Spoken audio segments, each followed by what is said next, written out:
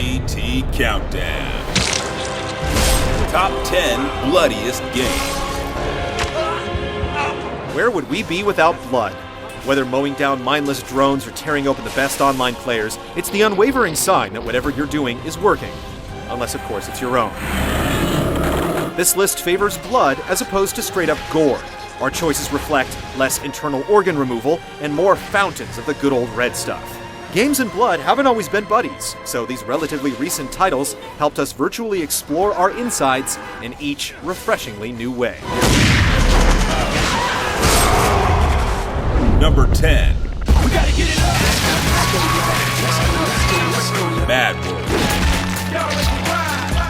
Mad World may be done in a distinctive graphic novel-inspired black and white, but you'll be seeing a whole lot of red as Jack, a guy with a chainsaw conveniently attached to his arm, carves his way through the Death Watch competition. The game's scoring system rewards you for compounding multiple acts of violence into one gloriously gory kill combo, meaning the more blood you can squeeze out of a guy, the more points you'll get. But it's the spectacular death and dismemberment of the game's bosses that really takes the blood-soaked cake. Number 9. Quake. It's bloody simple. Blood simply looks better in 3D. Quake kicked up the dimensions by 0.5, but the gore rose by an exponential degree. Jibs made the polygonal jump, showering the demonic halls in guts and gore. Monsters came pre-bloodied with chainsaw-wielding ogres and blood-speckled knights, while fiends and shamblers skulked around caked in it. Eviscerating these foes with propelled 9-inch nails as pixelated plumages of plasma ballooned at the entry wounds was a bloody good time. Number 8. Ninja Gaiden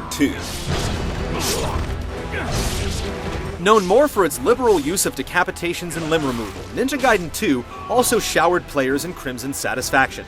The game was so sticky with hemoglobin that it was eventually neutered for its PlayStation 3 release. Most thanks go to the obliteration techniques, which allowed Ryu the opportunity to decimate his enemies by lopping off some limbs. The resulting fountains of blood were both gratuitous and giggle-inducing, but then they'd have to be for this game to land at the number 8 spot. Number 7. Mortal Kombat. Like peanut butter and jelly, Mortal Kombat and the gooey goods simply go hand in hand. You can't possibly picture one without the other. If you're anything like us, you remember the first time you laid eyes upon a volcanic eruption of blood, spewing from your victim's decapitated head, moments after the announcer's famous last words, "Finish him." Fatalities eventually paved the way for equally gory brutalities. The amplified blood is far too fictional to be taken seriously, but that's exactly why we couldn't get enough, and dropped quarter after quarter into the arcade cabinet. Number 6. You hungry? No More Heroes. Typically, laser-based weapons are the ultimate in safe-for-TV violence, instantly cauterizing wounds and keeping brutal amputations clean and dry. Not so for Travis Touchdown's beam katana. Defeated grunts burst like pipes with blood spraying from wounded sites, and blood splattering liberally across the environments. Depending on the angle of your swing, you could split enemies right in half, or decapitate them to unleash a geyser of red. Was Travis's beam katana better than a lightsaber? We think so. Number 5. Gears of War. Cliff Bleszinski defended the constant scarlet splatter across most of your view in Gears of War as a messy form of hit detection.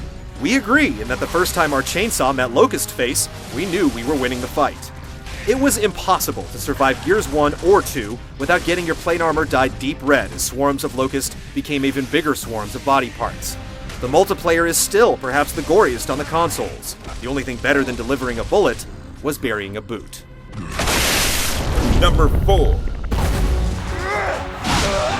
Shadow of Rome. Let's forget for a moment that half the game was comprised of tiptoeing around the unfortunate death of Julius Caesar, and instead focus on what really mattered, the ample use of blood.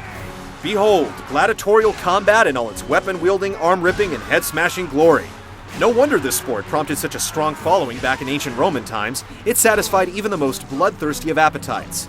Shadow of Rome even went as far as implementing humorous compliments for choice bloodlust, including the juicy tomato and red volcano. There was so much blood involved, it was palpable. Number 3. One Chambara. What's worse than being sprayed with hot red blood? Bathing in rotting, stinking zombie blood. Onechambara's bikini zombie players were no strangers to the substance, as it coursed non-stop from the defeated undead, drenching the sisters' bare skin. Blood even flowed into the gameplay mechanics, as players had to frequently shake the sticky residue from their blades. And if enough blood soaked into their skin, it would drive the ladies into berserk mode, giving you new powers. Sign us up. Number 2. Blood Rain 2. My arm! It's a well-known fact that vampires are big fans of blood.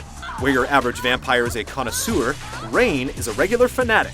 When she gets a hold of someone, odds are they're gonna lose a limb, maybe even their head, or maybe they'll lose all their limbs along with their head. It was all about excess in Blood Rain 2, and no matter what grisly fate befell the enemies of this sanguinary slaughterfest, it was always extremely messy. We prefer the haphazard vampire to the prim and proper neckbiter any day. Number 1. Nano Breaker. Never mind the fact that Konami's rarely mentioned Nano Breaker was produced by Koji Castlevania Igarashi, or that it features enemies called Orgamex. What truly deserves mention here was its unabashed love for the red stuff. It says a lot when a title incorporates the amount of blood spilled into the game's main scoring mechanism, but to even go as far as to letting you choose the tint and hue of it spewing forth, it's just downright obsessive. Sure, the game may have, well, sucked, and hope for a sequel seems slim to none, but in terms of laying it on thick, Nano Breaker's outlandish taste for bloodshed makes all other games on this countdown look like mere drops in a red sea.